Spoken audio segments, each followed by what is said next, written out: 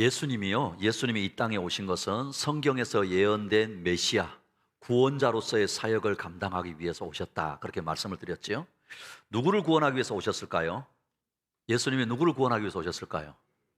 그렇죠. 모든 인류입니다. 모든 인류. 성경은요, 분명하게 우리에게 말씀을 하고 있습니다. 로마서 3장 23절에 보시면 모든 사람이 죄를 범하였습니다. 그래서 사람은 하나님의 영광에 못 미치는 처지에 놓여 있습니다. 그랬어요. 모든 사람이 뭘 범했다고요? 죄를 범했습니다. 이렇게 표현을 합니다. 로마서 3장 10절에 보시면 성경에 이렇게 기록이 되어 있습니다. 의인은 없다. 한 사람도 없다. 의인은 없는데 한 사람도 없다는 겁니다. 그렇게 말씀을 합니다. 로마서 6장 23절에 보니까는요, 죄의 삭은 죽음이요 그랬어요. 죄의 삭이 뭐라고요? 이 말은 죄의 결과는 죽는다라는 거예요. 그리고 히브리서 9장 27절에 보니까 사람이 한 번 죽는 것은 정해진 일이요 그 뒤에는 심판이 있습니다 그랬습니다. 무슨 말이냐면요, 죽음이 끝이 아니라는 거예요. 죽음이 끝이 아닌가? 이렇게 생각했는데 성경은 우리에게 분명히 말씀합니다. 죽음이 끝이 아니고 그 후에는 창조주 하나님 앞에서 심판이 있다라는 것입니다. 그리고 마태복음 25장 46절에 보면요, 그리하여 그들은 영원한 형벌로 들어가고 의인들은 영원한 생명으로 들어갈 것이다. 영원한 형벌과 영원한 생명이 있다라는 거예요. 결국요, 이 모든 말씀의 의미는 인간은 구원받아야 할 존재다라는 것입니다. 사랑하는 우리 금빛기 지체 여러분, 인간은 뭘 받아야 될 존재라고요? 그렇습니다. 구원받아야 될 존재예요. 그런데 이 구원은요, 죄인이요 죽음과 심판을 받아야 될 인간으로서는 이룰 수 없는 일이기 때문에, 그렇잖아요? 그 죄 때문에 내가 죽고 심판을 받아야 되는 나이기 때문에 인간 스스로는 구원을 이룰 수 없기 때문에 창조주 하나님이 하셔야 됩니다. 그래서 하나님이신 예수님이 오신 것입니다. 우리 인간이 이 땅에서 당하는 모든 고통의 근본적인 원인은 죄에 있습니다. 무엇에 있다고요? 그렇습니다. 이 고통에는요, 육적인 것, 영적인 것을 모두 포함합니다. 이 고통은 인간을 죄와 죽음의 노예로 살아가게 합니다. 그러니 참된 구원은 죄로부터 벗어나는 것이요 죽음으로부터 자유를 얻는 것입니다. 구원자 예수님이 오셔서 본격적인 공생애를 시작하셨습니다. 예수님의 사역은 전적인 성령의 사역이었습니다. 예수님이 전하는 말씀에 권세와 능력이 있었습니다. 이전에 들었던 말씀과는 달랐습니다. 또한 예수님은요, 가난한 사람에게 기쁜 소식을 전하기 위해서 포로된 사람들에게 해방을 선포하고 눈먼 사람들에게는 눈뜸을 선포하고 억눌린 사람들을 풀어주고 죄와 고통 속에 있는 모든 사람에게 은혜의 해를 선포하게 오셨다라고 말씀합니다. 이 예수님을 자신의 삶에 환영하고 맞아들이는 사람들에게는 구원이 임하고 하나님 나라가 임하고 복이 임하는 것입니다. 할렐루야! 이렇게 예수님이 성령의 능력으로 회당에서 가르치시자 사람들은요 놀라워합니다. 그런데 우리 지난주에 보았지요? 그러나 고향 나사렛에서는 배척을 당하셨다는 거 여러분 아시죠?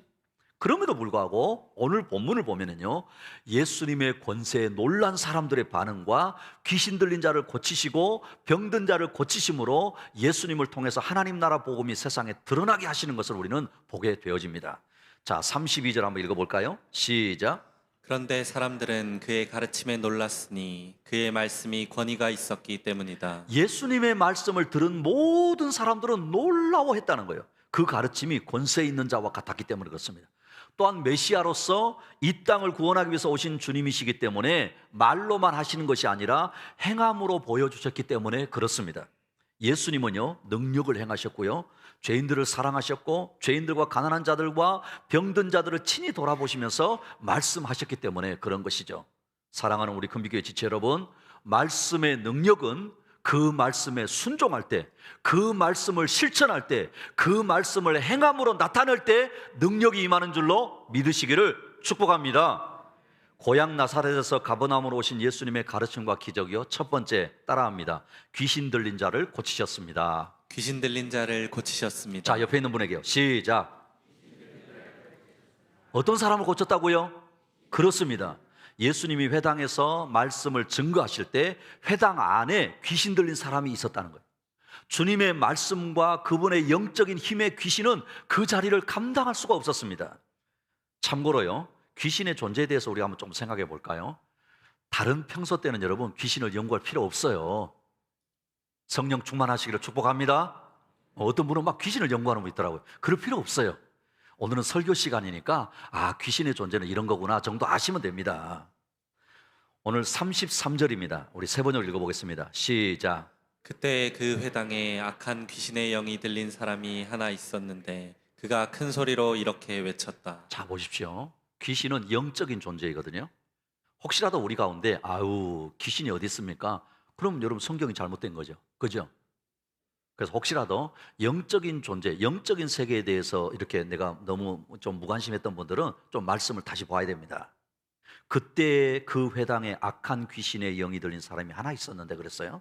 귀신은 어느 곳에나 있다는 거예요.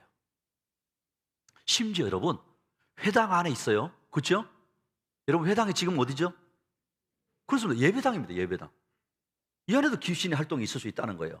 귀신의 활동은 언제 어디서나 있다는 거예요. 영적 존재이기 때문에 시간과 공간을 초월합니다. 사람 속에도 짐승 속에도 들어갈 수 있고요. 자연 만물과 초자연적인 능력을 동원할 수도 있어요. 영적인 존재이니까. 귀신에 대해서 성경은 뭐라고 말씀하냐면 옛 뱀, 마귀, 사탄 등으로 불려요. 그래서 이 사탄이라고 한 말이 귀신의 지도자를 이야기하는 겁니다. 그러면 귀신의 활동의 목적이 뭘까요? 귀신의 활동의 목적이 뭘까요? 반드시 하나님의 허락과 한계가 주어져 있습니다. 여러분 우리가 귀신을 무서워할 이유가 하나도 없는 이유가 여기 있는 거예요. 하나님의 허락과 한계에 주어져서 활동을 합니다. 그래서 귀신은요 육체적인 질병, 정신적 질병을 유발할 수도 있고요, 죄를 짓게 합니다. 의롭고 선한 일을 방해합니다. 악한 영이기 때문에 더럽습니다. 특징이 이거예요. 오늘 본문에도 그렇게 말씀하고 있잖아요. 그죠? 악한 영인데 더러운 귀신이다 이랬어요. 그래서 이런 악한 영에 사로잡히면 그 사람의 삶이 더러워지고 피폐해지는 거예요. 악한 영, 귀신의 역사를 어떻게 구별할 수 있을까요?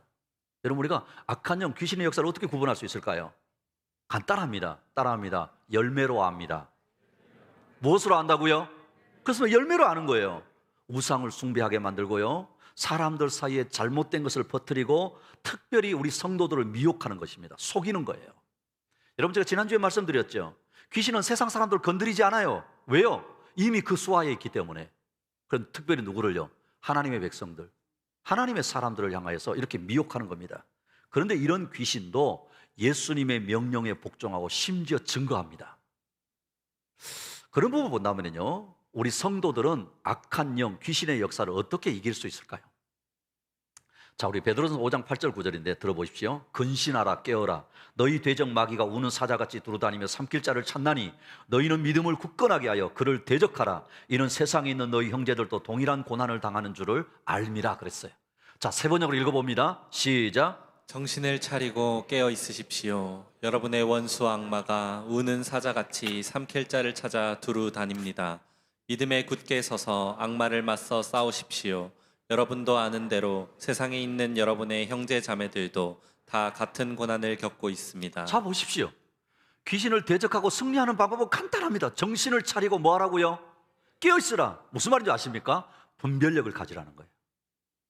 정신 차리고 분별력 가지면 금방 알 수 있는 거예요. 그리고 뭐라고 말했습니까? 맞서 싸워라, 대적해라라는 거예요. 귀신은 달래는 게 아닙니다. 맞서 싸워야 합니다. 대적해야 되는 거예요.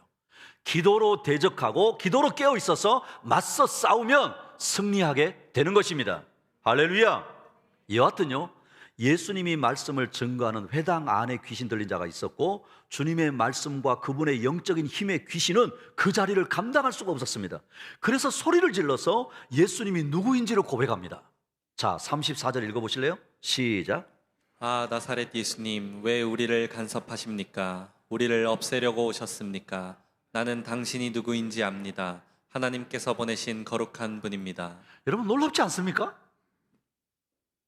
정말 놀랍지 않으세요? 예수님의 고향 사람들은 예수님을 몰라보고 심지어 죽이려고까지 했지만 귀신은 예수님이 누군지를 정확하게 압니까 모릅니까? 알고 있다는 거예요. 그리고 예수님이 꾸짖으시니까 쫓겨나갑니다. 자, 35절입니다. 시작. 꾸짖어 말씀하셨다. 입을 닥치고 그 사람에게서 나가라. 그러자 귀신이 그를 사람들 한가운데다가 쓰러뜨려 놓고 그에게서 떠나갔는데 그에게 상처는 입히지 않았다. 자, 보십시오. 귀신은 달래면 안 되고 뭐 해야 된다고요? 대적하고 꾸짖어야 된다는 거예요. 대적하고 꾸짖는 거예요. 예수님은 더러운 귀신 들린 사람을 보자 귀신을 꾸짖어서 그를 치유하십니다. 귀신이 그 사람을 상하지 못했다고 하는 이 말씀은 마귀의 세력이 패배했음을 의미하는 것입니다.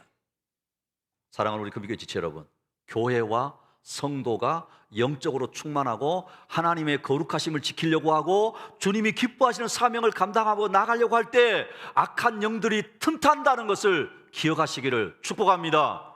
축복합니다. 분별력이 있어야 되는 거예요. 그러니까 아무 교회나 흔들지 않습니다. 이 교회가 뭔가 하려고 하네? 흔드는 거예요. 끊임없이 교회 안에는 악한 영이 틈타서 내분을 일으키고 사람들을 괴롭히고 고통스럽게 할 수 있다는 것을 우리가 깨어서 보지 않으면, 영적 분별력으로 보지 않으면 넘어간다는 거예요.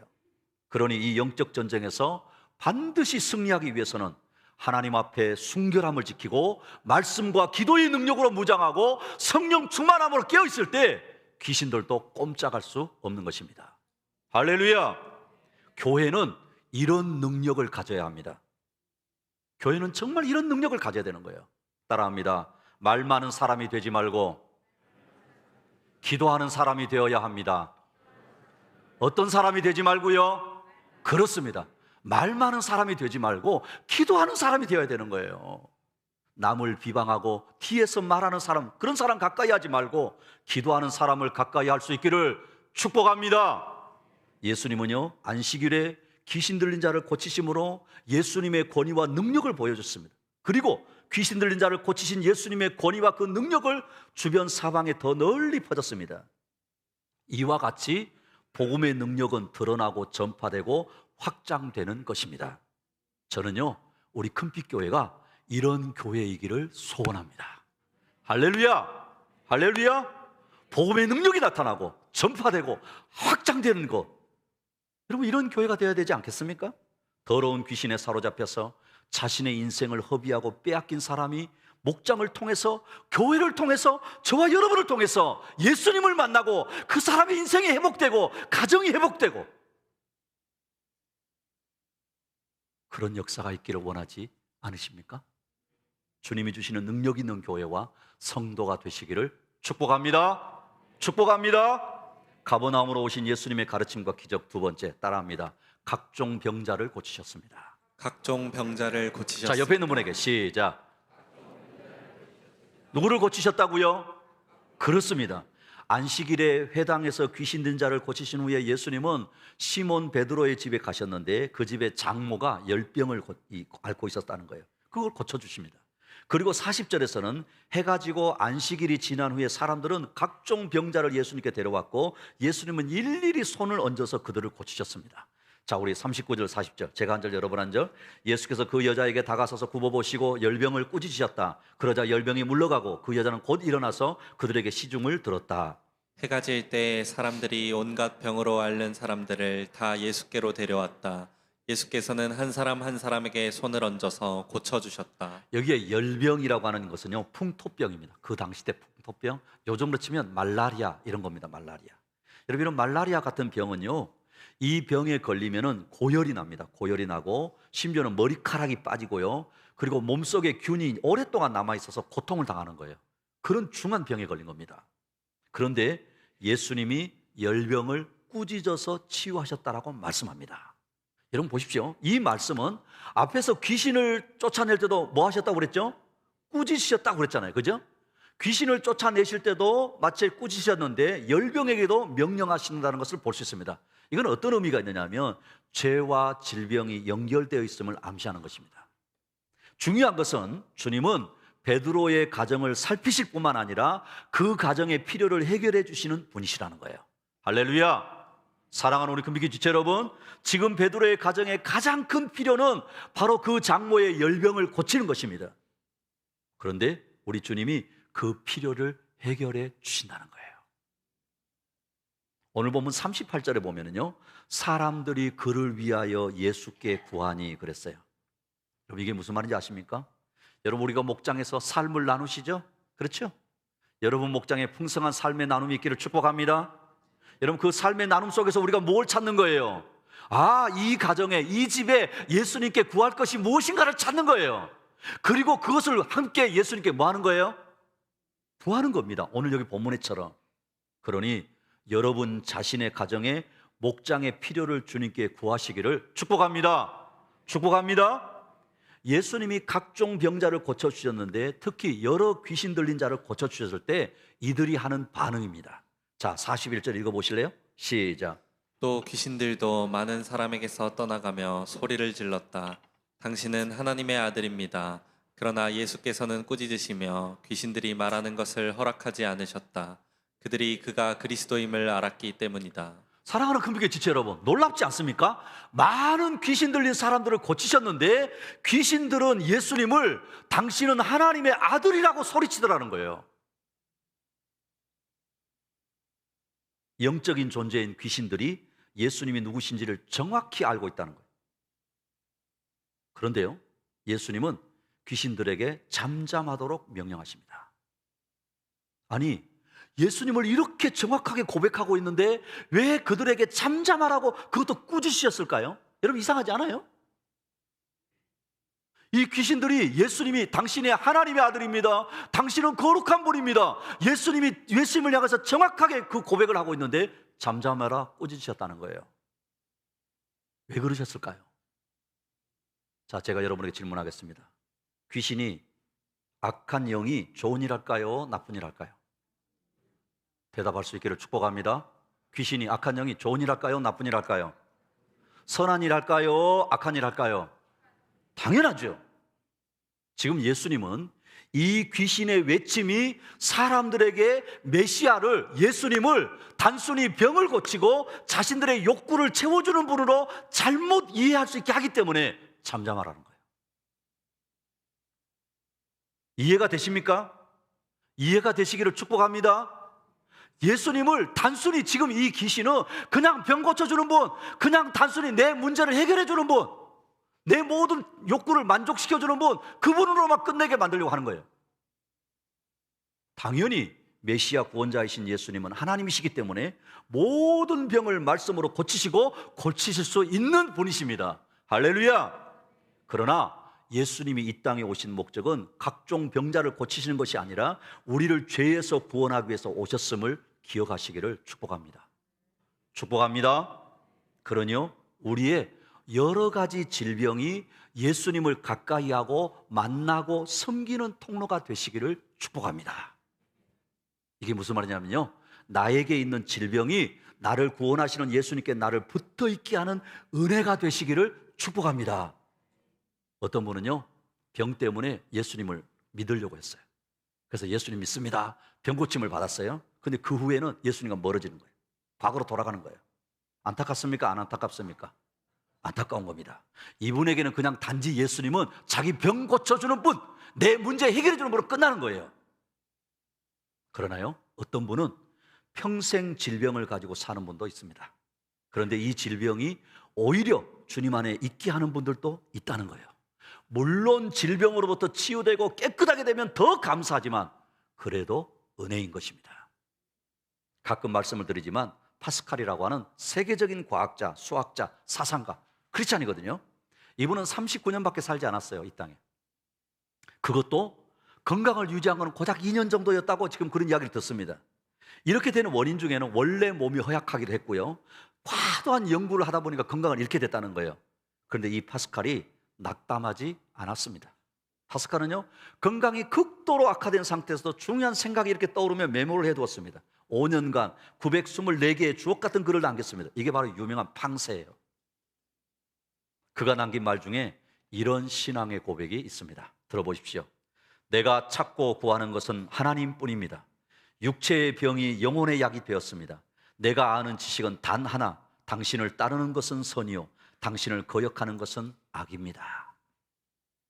멋있지 않아요? 멋있지 않습니까? 내가 찾고 구하는 것은 오직 하나님 한 분입니다. 오히려 육체의 병이 약이 되었습니다.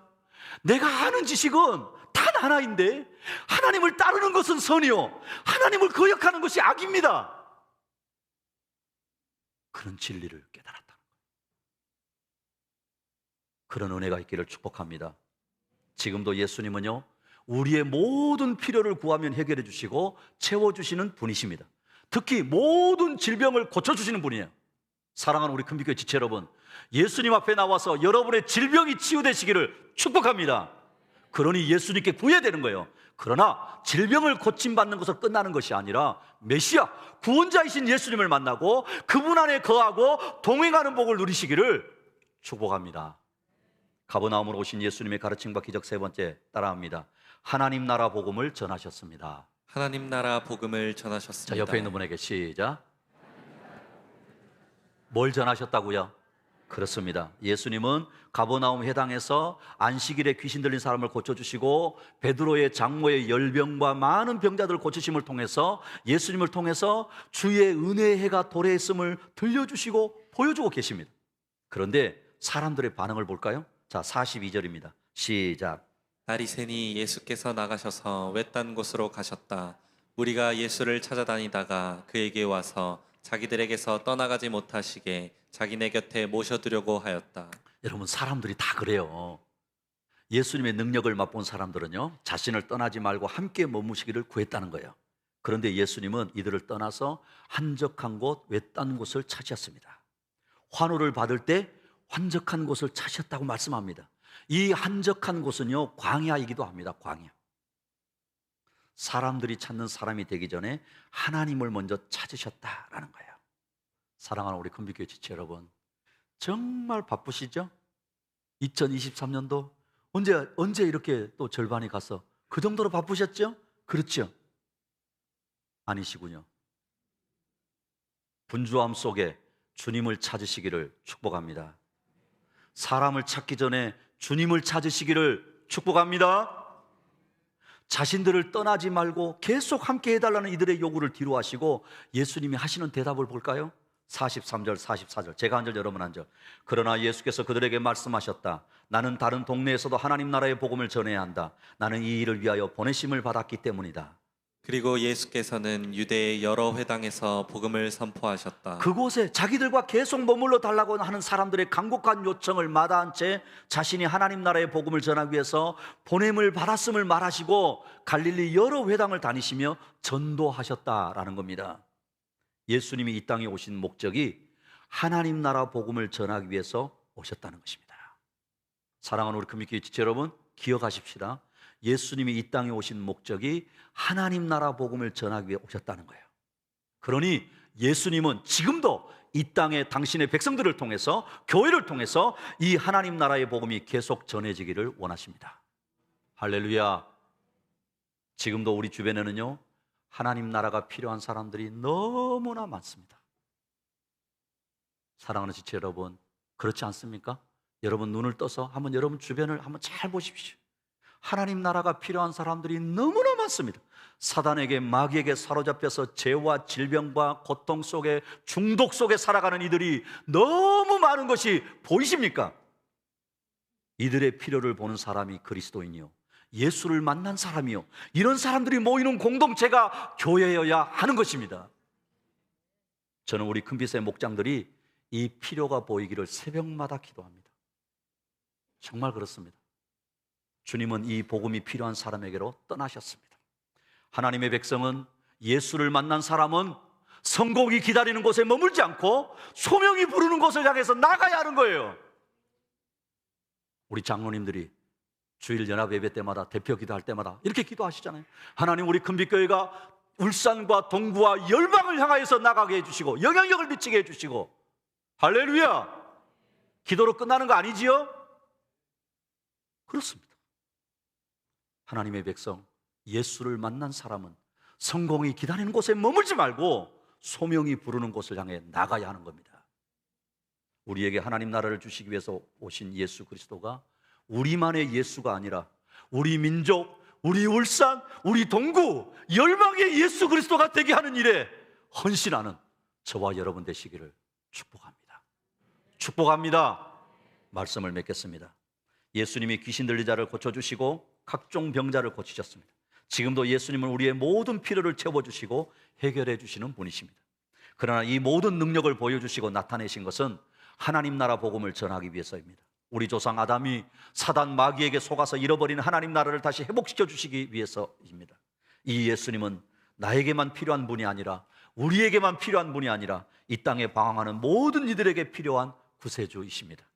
이 예수님을 더욱 붙들고 의지함으로 하나님 나라를 누리고 증거하는 저와 여러분 되시기를 축복합니다.